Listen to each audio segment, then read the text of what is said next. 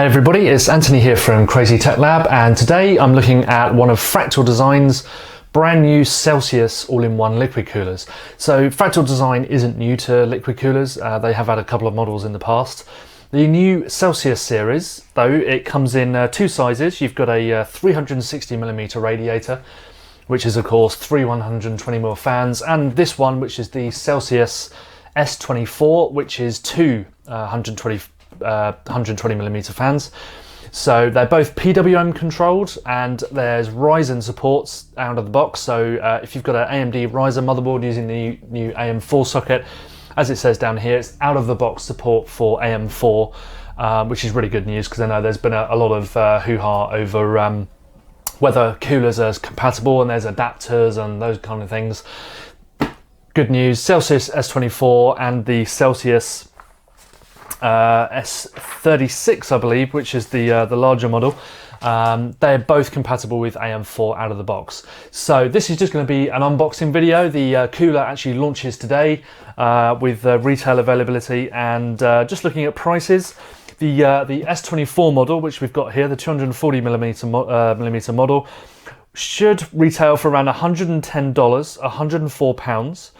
And the larger model, the S36, should retail for $120 or around £115. So relatively competitive pricing there. Other 240mm radiators, you're probably looking at similar prices, maybe a bit less, but you are getting a brand new expandable, I should mention as well, expandable liquid cooling. So by expandable, what I mean is the barbs on it, on the cooler, and the water block, which I'll show you in a minute, you can actually remove them and add third-party components. So if we just pop open the box here, easier said than done, because I haven't actually even opened the box yet. It's brand spanking new. So yeah, so expandable essentially means that you can add third-party liquid cooling components. So you could, in theory, add a larger radiator. You can add your own water block if you wanted to. Of course, that would eliminate the need for the pump that's included here. But of course, you could possibly add a graphics card into the equation as well. So it's nice to have that option. At the very least, you could, in theory, remove the coolant inside and add your own high performance coolant, that kind of thing. Not that you'd probably notice much of a difference. So I should have really done this earlier, shouldn't I, getting all the stuff off. But anyway, here we go. So as you can see, the thermal paste is pre-applied on the water block down here. And if I just pop the end cap off, you've got the standard copper base plate, and here I should be able to just take this off. This is just the fitment, the mounting plate, which on this one you can see it's LGA 1150 or 1151, and older, basically 1150X, I like to say, because it supports all the 1150 based sockets, and of course LGA 2011 as well. So that's really easy, it just clips on there.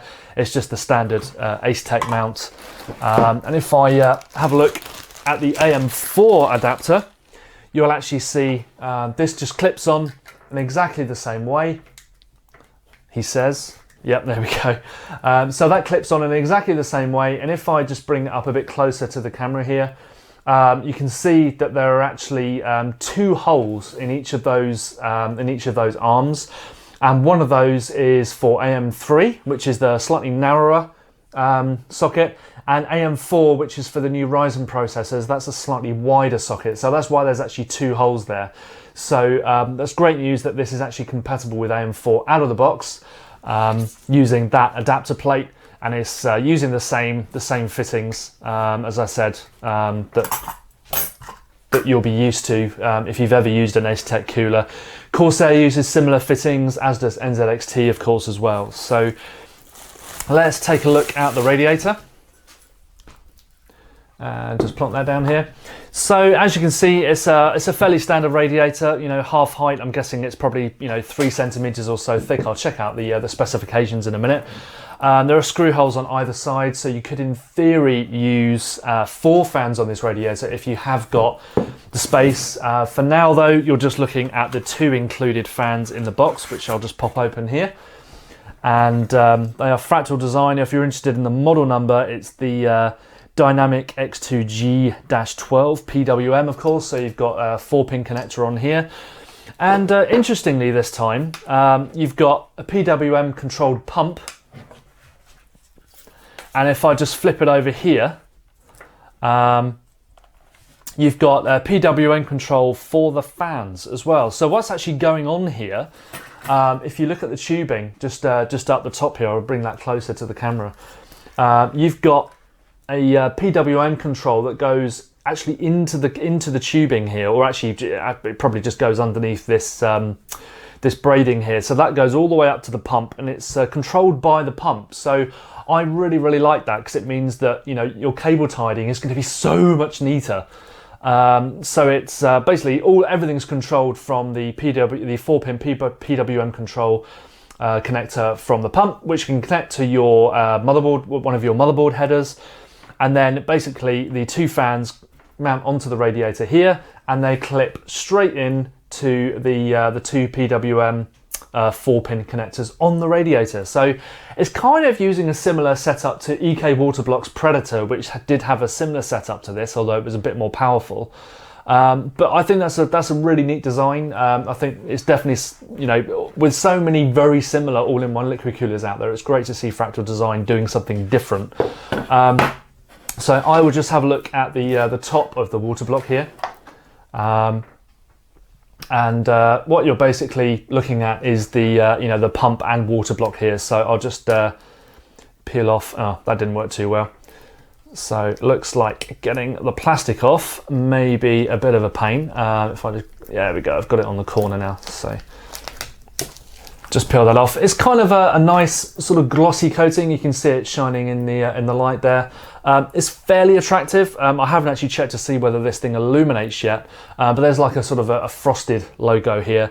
Then you've got an actual twisting mechanism here on the top of the unit. You can hear it clicking there, can't you? Hopefully you can hear that clicking. And what you're doing is you're basically switching between PWM and auto mode. So auto mode will be controlled by the unit itself. PWM will be controlled by your motherboard. So essentially what you can do, if your motherboard's got any kind of software fan control, you can actually make use of that and control the pump and the fans yourself. Which personally, I think, you know, being a PC enthusiast, I think that's probably what I do. I haven't actually tested the cooler yet, so I don't know how loud it is or anything like that. I'll see if I can fire it up in a minute so you can actually hear on the microphone. And yeah, all in all, it's a really, I really like the design. It's fairly simple. It's not designed to be flashy or anything like that. There's no, you know, logos or anything on the radiator like we've seen before. It feels very well made. Some I've had been fairly tinny, but this is actually very well made. And yeah, so thermal paste pre-applied on the bottom, so you're basically ready to roll. So I will just fast forward a bit, and I'll get out some of the fittings and see how you actually mount it. And I'll also have a look at the manual and see what else we've got. Okay, so we're back, and I've just spotted an insert in the to go with the manual that basically highlights some differences between the AM3 and AM4. That's AM4 is for Ryzen processors, of course. Some differences in how you actually mount it. So you've got the mounting plate, of course, but you do get slightly different mounting screws. So what I'll do is I'll just whip one of each out of the bag. So that's one AM4, and that is one AM3. And as you can see, if I just move them close together here, they look quite different. So the top of the AM3 bracket is actually, it's got a big circular head that is designed to fit over the AM4 mounting backplate. So there's little kind of protrusions for the threads that pop through the holes on the motherboard. This will sit over them, whereas the standard AM3 mounting bracket just uses the standard, you know, sort of mounting pins. So definitely be aware of that if you're going to build an AMD Ryzen system, that you need to use the different pins to mount it. I haven't actually tested whether you can use either or, because in most cases the AM3 and AM4 sockets are are pretty much identical, to be honest. It's just the wider spacing, but clearly there may be some other differences here. So definitely worth being aware of that. Another thing I like in the box is that you get two self-adhesive cable clips.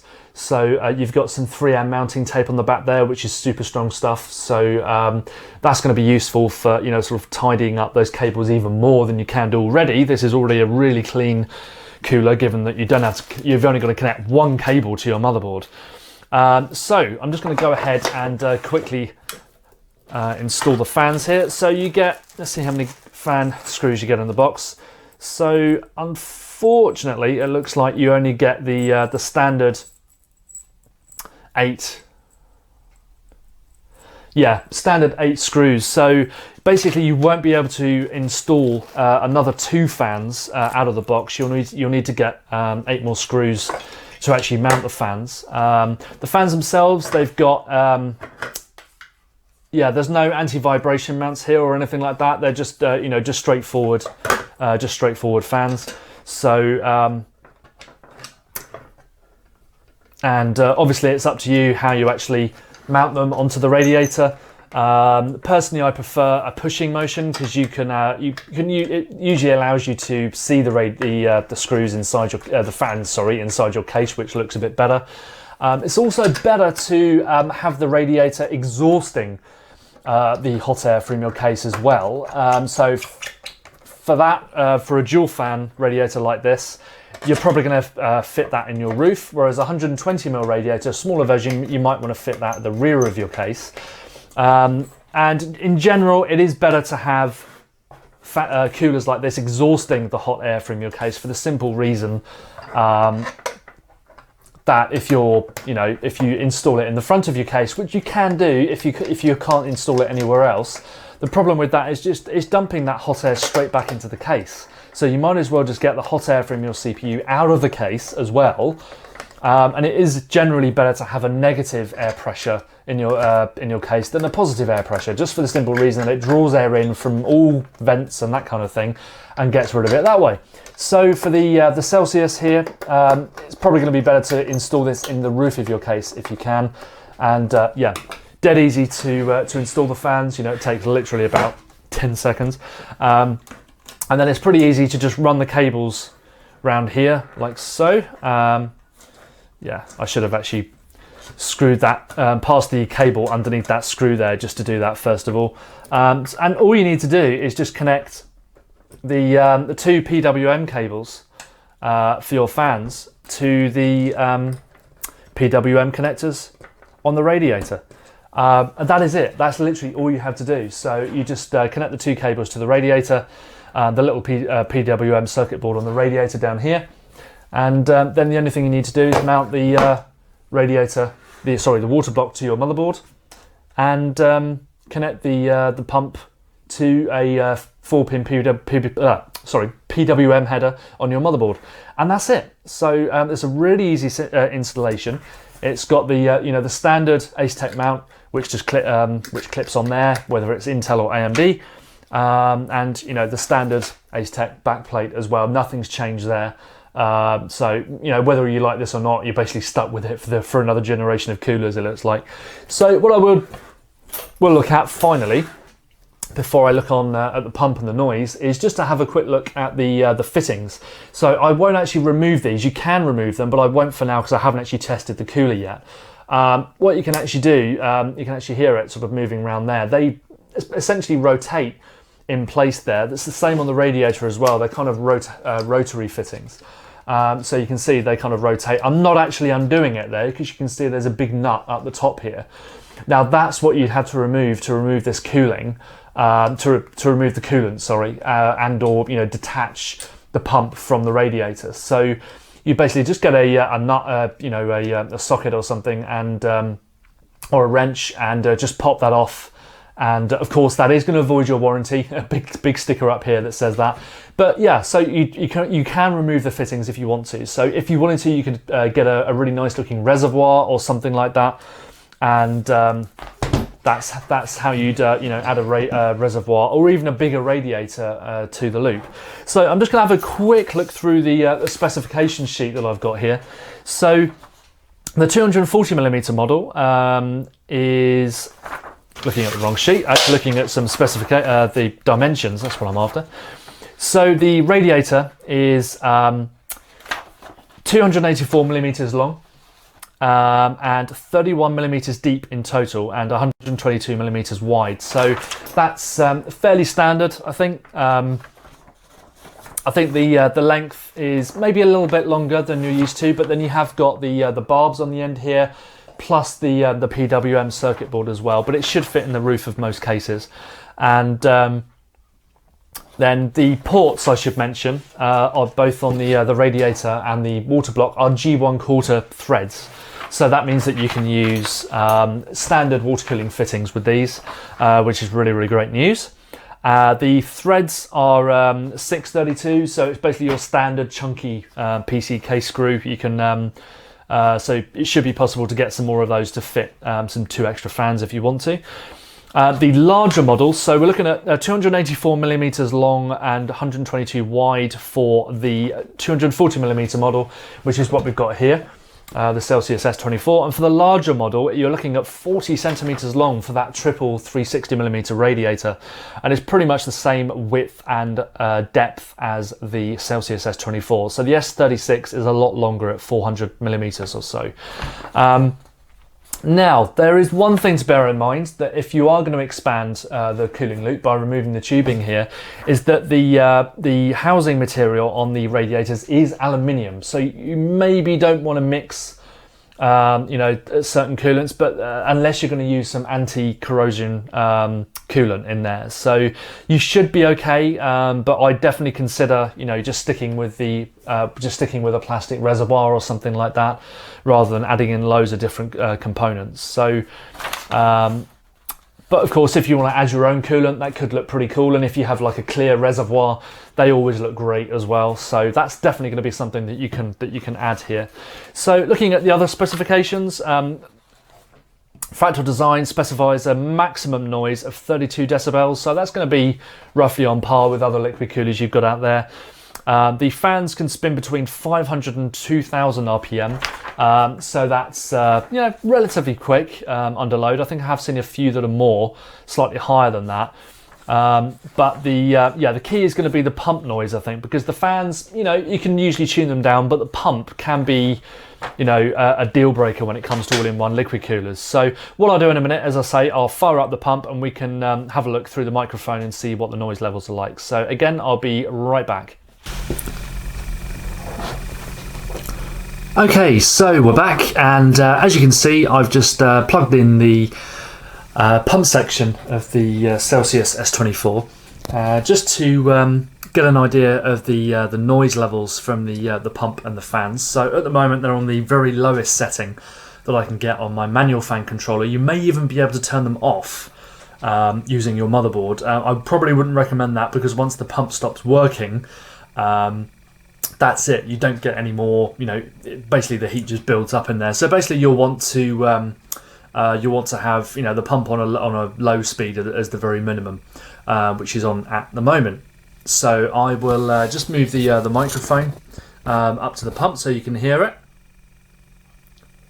And I have no idea at the moment whether you can actually hear that, but it's kind of a low thrum. And just kind of like a very low motor noise. I'll spin it up. What I might do in a minute is just detach the fans so you can actually hear the pump noise as well, because obviously the fans are going to ramp up as I ramp up the total voltage.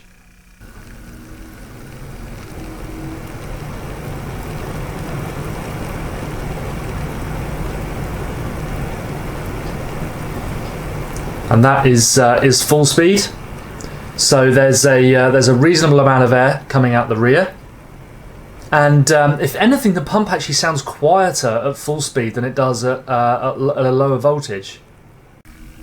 Yeah, it kind of loses that sort of low thrum. So what I'll do now is I'll just disconnect the fans, and we can hear the actual pump at its highest speed. So we'll just disconnect those.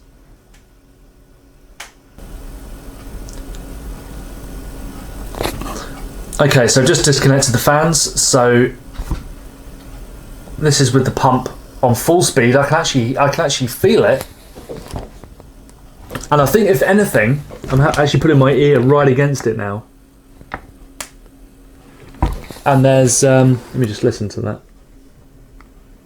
Yeah, that's really, really quiet. So I think it was just maybe a little bit of air in the loop earlier, but that's kind of dissipated now, and that's really, really quiet, considering that's full speed as well. That is very, very quiet indeed. So obviously, if you wind that down, that's going to be practically inaudible. So yeah, so that's a very, very quiet pump. I'd have no problems using this cooler in my own system at all. And the fans don't actually spin up to a crazy speed either. So they're not going to be as powerful as maybe some of the NZXT cooler fans and maybe Corsair, which do spin up to dish out a massive airflow, but they're also extremely noisy at full speed. So these fans, they kind of get up to about halfway, about 2,000 RPM, which is fairly fast.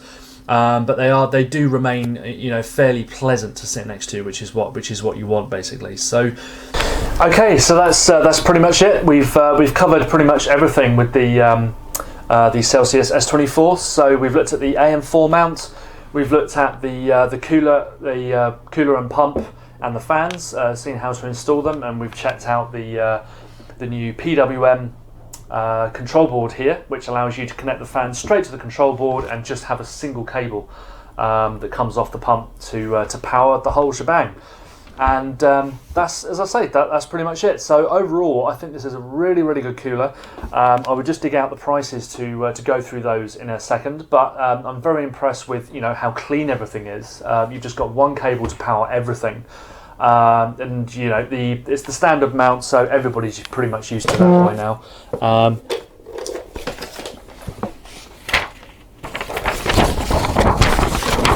Okay, so that's pretty much everything covered. That's the Fractal Design Celcius S24.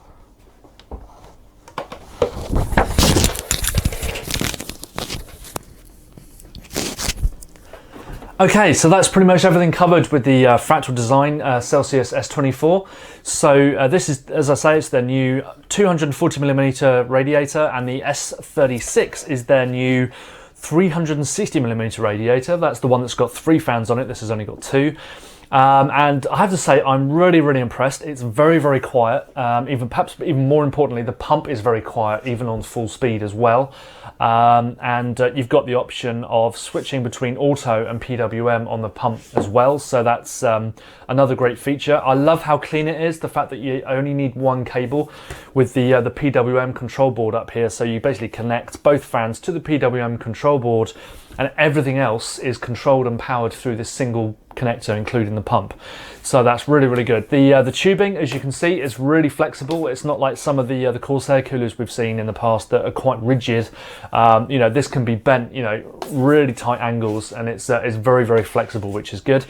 We've also looked at the fact that the fittings on the radiator are removable. There are 2 nuts on there, so you just need a wrench or a socket or something to get those off. And you can expand the loop with your own radiator or a reservoir, probably most likely, to look at and replace the coolant. And as I said, the whole thing's very, very quiet. It's AM4 compatible out of the box, so no need for adapters or anything like that. It's AM4 and Ryzen compatible right out of the box. I'll just reiterate the prices here. So for the S24, which is what this is, the dual fan version, it is slated to retail at about $110. That equates to about £105 and €125.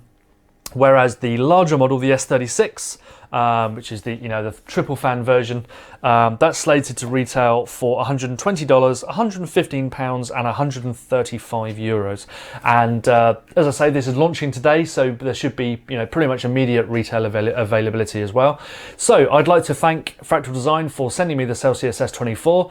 And I hope that you've enjoyed the video. And I've done a little bit of testing. I haven't looked at how it performs. Obviously, that's one thing that you'd need to know. But I'll hopefully be back with some figures. To be honest, most of these things perform within 5 or 6 degrees of each other. It is a standard Ace Tech cooler with an Ace-Tech mount. And I've shown you the noise, which is where they do differentiate a fair bit, and this is one of the coolest ones I've actually tested. So well done, Fractal Design. I'm very impressed, and that's it. So thanks for watching the review, and make sure to check out my other videos. Thanks a lot.